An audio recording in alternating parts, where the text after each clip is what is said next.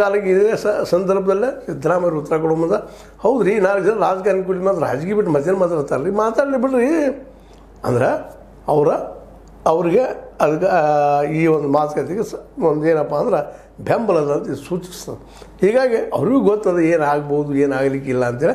But ಸ್ವತಃ ವಕೀಲರು ಇರೋದ್ರಿಂದ ಒಂದಿಷ್ಟು ಭರವಸೆ ಹೆಚ್ಚದ ತಮ್ಮಲ್ಲಿ ತಮಗೆಲ್ಲ ಬದಲಾಗುವುದಿಲ್ಲ, ಮುಂದಿನ ದಿನಗಳಲ್ಲಿ ನಾನಾ ಮುಖ್ಯಮಂತ್ರಿಯಾಗಿ ಉಳಿತೀನಿ ಅನ್ನೋದು ಏನೋ ಭರವಸೆ ಅದ. ಅದು ಅವರಿಗೆ ಯಶಸ್ವಿ ಆಗಲಿ ಅನ್ನೋದು ಸಹಜ ಮಾತು. ಆದರೆ ಇಲ್ಲೇ ಸಿದ್ದರಾಮಯ್ಯನವರು ಒಂದು ವೇಳೆ ಇನ್ನು ಮುಂದಿನ ಒಂದು 2 ವರ್ಷಕ್ಕೆ ಉಳಿದ್ರೆ 2-2.5 ವರ್ಷಕ್ಕೆ ಉಳಿದ್ರೆ ಏನೇನು ಮಾಡಬಲ್ಲರು ಅನ್ನೋ ಸಹಿತ ಅವ್ರಿಗೆ ಚಿಂತನೆ ಮಾಡೋದು ಭಾಳ ಉತ್ತಮ ಅಂತ ನಮ್ಮದು ಒಂದು ವೈಯಕ್ತಿಕ ಅಭಿಪ್ರಾಯ. ನಮ್ಮ ಹೇಶೇತರಾಮ್ದ ಒಂದು ಅಭಿಪ್ರಾಯ. ಯಾಕಂತಂದ್ರೆ ಇನ್ನು ಮೋಸ್ಟ್ ಪ್ರಾಬಬ್ಲಿ ಇದು ಕೊನೆ ಅವಧಿ ಆಗ್ತದೆ ಉಳಿದ್ರೆ. ಆ ಸಂದರ್ಭದಲ್ಲೇ ನಿಜವಾಗಿಯೂ ರಾಜ್ಯಕ್ಕೆ ಮಾಡಬೇಕಾದ್ರೆ ದೊಡ್ಡ ಕೆಲಸಗಳಿದ್ದಾವೆ.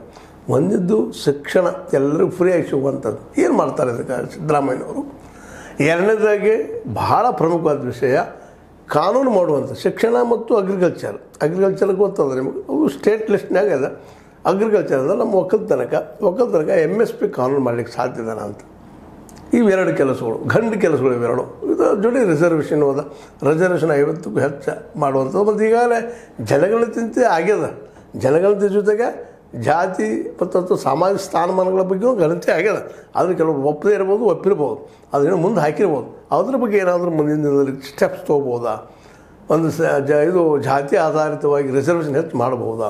ಯಾಕಂದ್ರೆ ಈಗಾಗಲೇ ಈ ನಮ್ಮ ಬಿಹಾರದಲ್ಲೂ ಆಗ್ಯದ, ನಮ್ಮಲ್ಲೂ ಆಗ್ಯದ.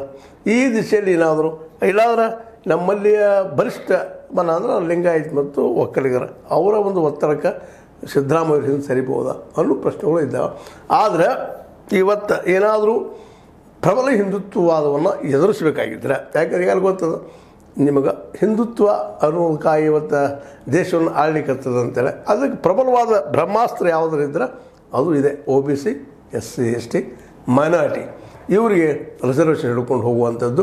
ಮತ್ತು ಇದು ರಾಹುಲ್ ಗಾಂಧಿಯವ್ರಿಗೆ ಗೊತ್ತದ. ತಾವು ಹಿಂದೆ ಮಾಡಿದ ತಪ್ಪನ್ನು ಒಪ್ಕೊಂಡಿದ್ದಾರೆ ಅವರು. ಇಲ್ಲ ನಾವು ಮೊದಲು ಮಾಡಿದ್ದಮ್ಮ ಇವರಾಗಿರೋ